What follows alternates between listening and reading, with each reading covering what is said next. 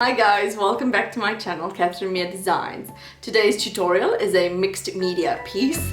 Unfortunately, I'm still getting used to this whole filming and editing and thing for YouTube, so I'm afraid there are a few little elements that are missing, but I have done additional videos and tutorials on those elements that are missing, so you can go and check those out. I hope you enjoy it, and please don't forget to like and subscribe and hit that bell notification. Bye!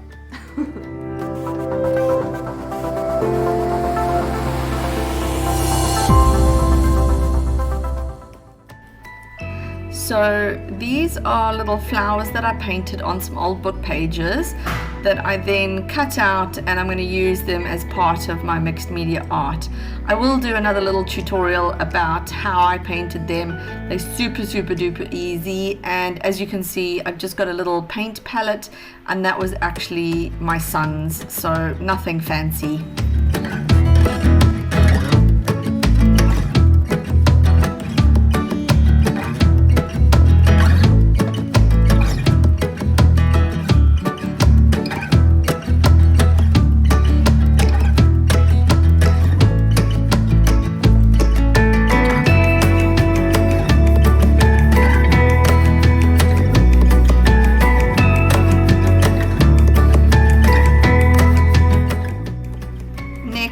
I just placed everything roughly where I wanted to have them, and what I did as well, you will see, is I use my phone and I just take a photo of the layout. This way, when I take everything apart and I start to glue it, I still have something to use as a reference. However, I didn't actually land up using it in the end because I changed the formatting a bit, but it is what I normally do with other projects.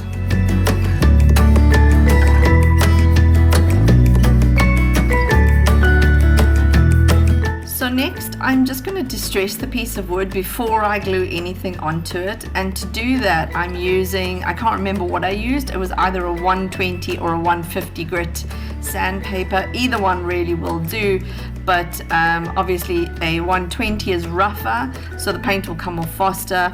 A 150 will be smoother, it'll take a little bit more elbow grease, but you get a smoother finish.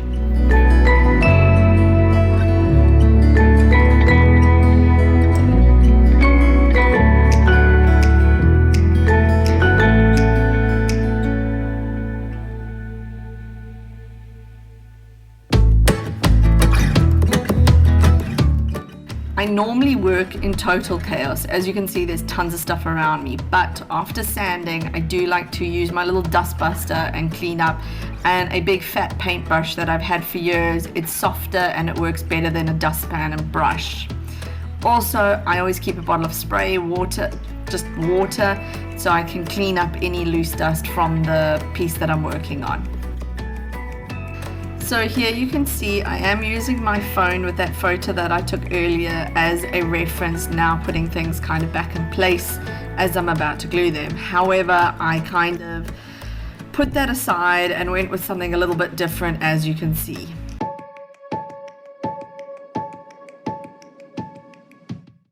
So once I was happy with what I basically had, I very carefully took it out so that I could try and keep it in position. Slid a few things down, as you can see, and then I just started applying the glue. I use a diluted wood glue. I just have a jar of it. I've got a consistency that I like.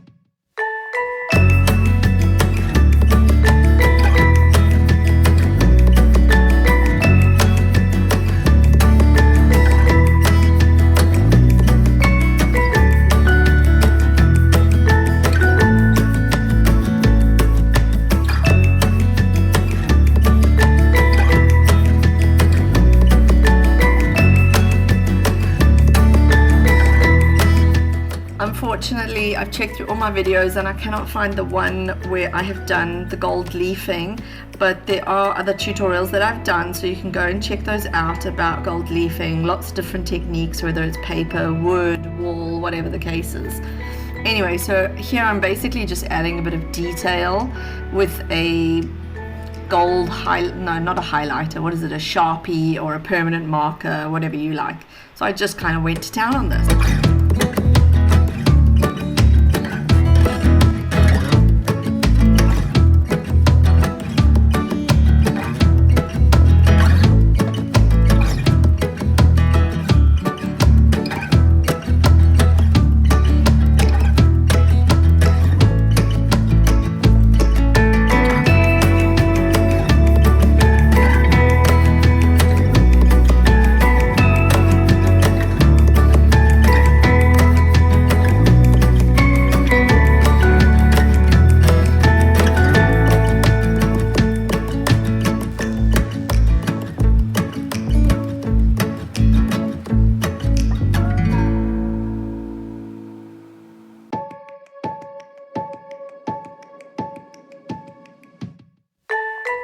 So typically for this project I would have used a brush on varnish, but because I plan on filling in the inlay in this little wooden door with resin, I have used a spray on varnish to make sure it's completely sealed, because resin will actually absorb into the paper and leave lots of little bubbles.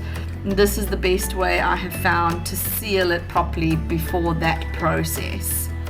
Hi guys, so we've come to the end of this tutorial, and as you can see it's kind of an incomplete tutorial, but it's okay because where I've left this tutorial you could actually be finished with the piece completely, and that is how I used to finish most of my pieces and how I still will finish some of my pieces, literally just with a spray on or a paint on varnish. However, this particular piece I did land up putting resin in the inlay, so I will show you some photos of that. But I didn't have the process, I think because I'm very new to resin and I was very nervous about filming it, so I forgot to film it. Anyway, hope you enjoyed it. Like and subscribe. Bye.